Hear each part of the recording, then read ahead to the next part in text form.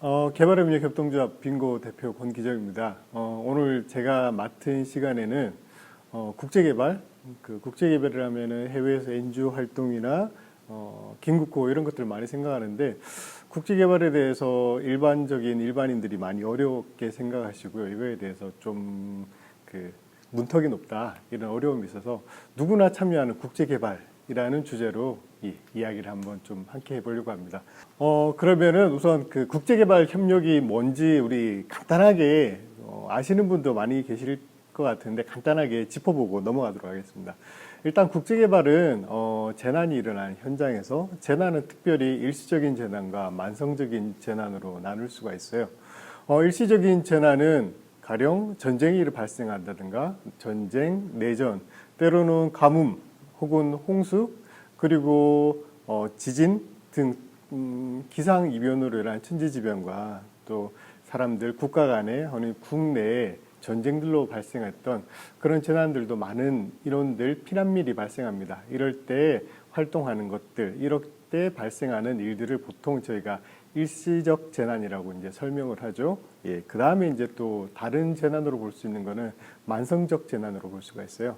만성적 재난은 무엇이냐 하면은 장기간에 금방 말씀드렸던 일시적인 재난이 반복해서 일어나는 경우도 있고요. 그 다음에 일시적인 재난이 너무 커서 그 지역이나 국가의 피해 규모가 너무 광범위해서 복구하는 시간이 오래 걸리는 그런 부분들이 대부분 만성적 재난이라고 할 수 있습니다.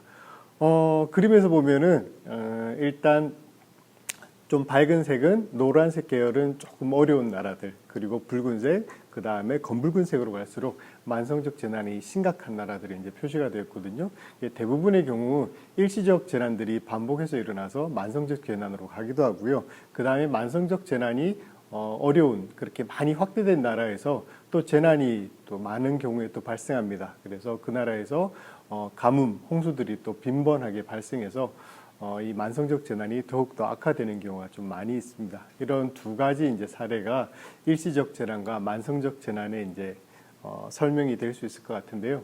보통 이런 일시적이고 혹은 만성적인 재난에 긴급구호 혹은 NGO 활동가들이 가서 활동을 진행하죠. 그래서 이렇게 잠깐 보면은 일시적인 재난은 우리가 흔히 말해서 긴급구호라고 많이 말씀을 하기도 하는데 인도적 지원이라고 저희가 정식 용어는 그런데요. 이런 나라에 가서 3, 4개월 급히 들어가서 빨리 이 사람들을 지원해주고 도와주는 역할들 이런 부분들이 하죠. 또 반면에 만성적인 재난이 벌어진 지역에서는 개발 사업이란 것들을 진행을 해요. 근데 이 사업들은 보통 시작하면은 한 번에 한 텀을 기준으로 할 때 5년, 그 다음에 보통 두 텀을 기준으로 해서 한 10년 이상 장기적인 복구 사업이나 지역 개발 혹은 여러 사업들이 진행됩니다. 그래서 여러분들이 대부분 어느 나라에 어려워요, 지금 뭐 홍수가 터졌어요, 지진이 났어요 하는 거는 일시적인 혹은 긴급구 상황의 그 사례들을 미디어나 뉴스 이런 거를 통해서 많이 접하게 됩니다. 그래서 특별히 이제 이 NGO가 어떤 일을 하느냐 했을 때 아까 일시적 재난을 설명드렸죠. 일시적 재난에서 자연재해, 분쟁, 만성위기 등 이렇게 됐을 때 이런 상황들이 발생했을 때 단체에서 한국에서 혹은 현장에 있는 그 단체의 직원들이 재난 현장으로 급히 들어가서 이제 활동을 하거든요. 이 활동하는 게 전쟁이 일어나거나 아까 말씀드린 것처럼 지진이 일어나면은 현지에 가서 물도 줘야 되고요. 사람들 그 다음에 집을 잃고 떠도는 사람들이 많죠. 그러면 이제 집도 지어주고 식량도 주고 식량이 아닌 비식량 물품들도 지원하고 이런 것들을 이제 진행합니다. 저 같은 경우에는 2001년 아시는 분들도 있을 텐데 9.11 사건이 일어났습니다. 그래서 9.11 테러 이후에 미국이 이제 아프가니스탄하고 이제 전쟁을 선포해서 아프간에 있는 테러리스트들을 소탕하겠다라고 시작한 게 아프간 전쟁이었어요. 그래서 2001년 아프가니스탄 전쟁을 시작으로 그때 피해를 입은 많은 주민들이 있어서 아프간을 지원하는 긴급구호 사업에 투입이 되면서 일을 시작했게 됐고요. 그때 당시에 또 학생이어서 저도 긴급구호나 국제개발 이런 거 잘 모르는 상태에서 뉴스나 미디어를 보고 저기 정말 필요하지 않을까 해서 이제 자원에서 손들고 나갔던 케이스였습니다. 첫 번째 하여튼 첫 번째 경험했던 아프가니스탄 긴급구호가 이제 바탕이 돼서 그 다음 해에는 루안다에서도 이제 활동을 하고요. 그 다음에 이제 또 인도적 지원에 또 차출이 됐어요. 서랍아시아 지진 회의라고도 하고 혹은 인도네시아 쓰나미라고도 이야기하는데 2004년도에 졸업을 두 달 앞두고 그 12월 26일 날 제가 이제 그 지진 해일이 발생해서 그 다음 날 출국하는 그런 또 일이 벌어졌죠. 그때 이제 제가 졸업을 앞두고 있었기 때문에 취직도 하고 입사 준비를 다 끝내고 이제 한 일주일 뒤면은 취직을 해서 새로운 직장에 나가겠다라고 이제 기대감에 있는 찰나에 이 지진 해일이 일어나서 그 직장을 다시 직장을 들어가지 못하는 그런 뭐 해프닝도 벌어졌습니다. 하여튼 한 번 시작하고 두 번 시작하고 이런 것들이 경험이 되고 또 경험이 쌓이다 보니 전문가라는 용어 그런 명칭이 붙어서 실제는 전문가랑은 좀 거리가 먼 것 같은데 그런 부분들에 이제 하여튼 역량이 조금 쌓여서 이후에는 2010년도 IT 지진 때도 이제 제가 참여해서 지진의 긴급구호도 진행을 하게 됐고요. 또 2013년, 14년 경에는 이제 남수단에 내전이 발생합니다.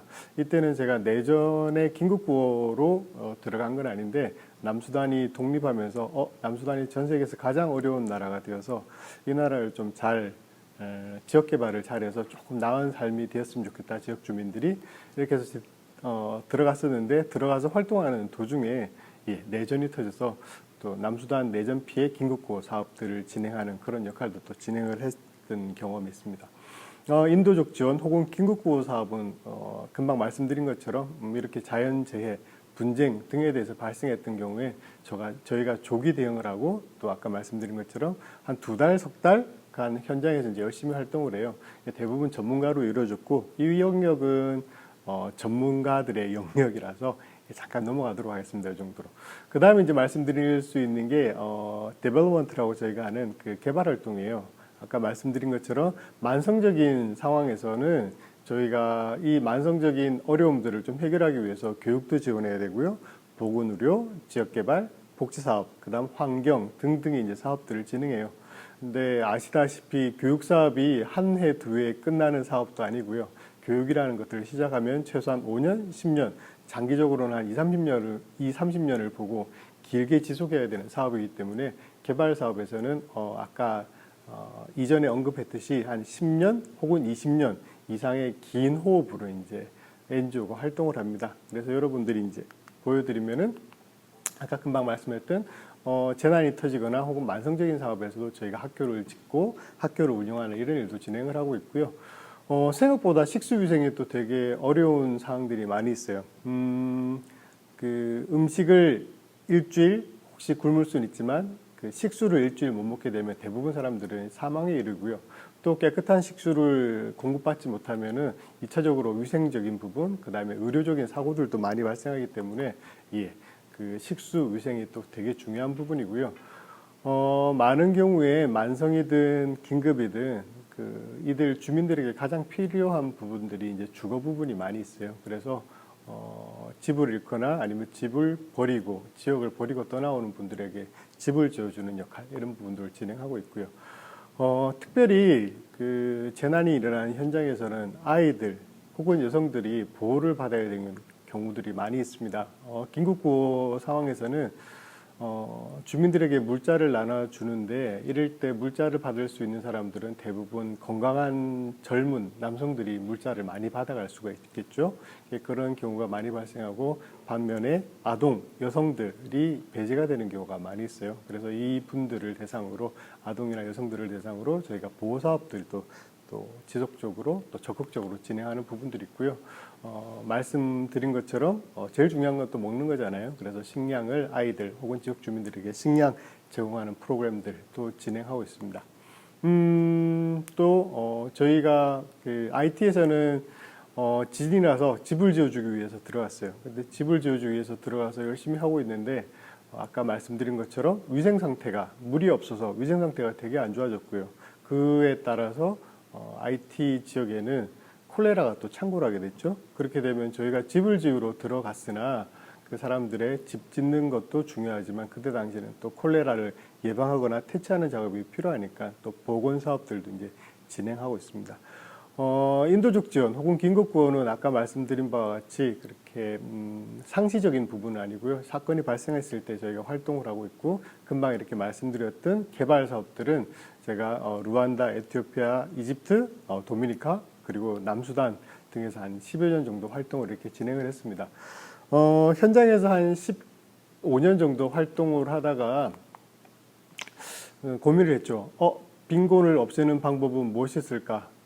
고민을 많이 했고요. 그 다음에 일반적으로 우리가 빈곤을 없애는 방법이라고 할 때, 이 빈곤은 NGO들 혹은 국제기구들, 유엔과 같은 혹은 정부들이 빈곤을 없애는 주체가 되지 않을까?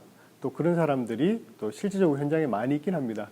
그런데 꼭 이러한 플레이어들이 현장에서 빈곤을 없애는 역할을 하는 것일까에 대해서 이제 고민을 좀 많이 했고요.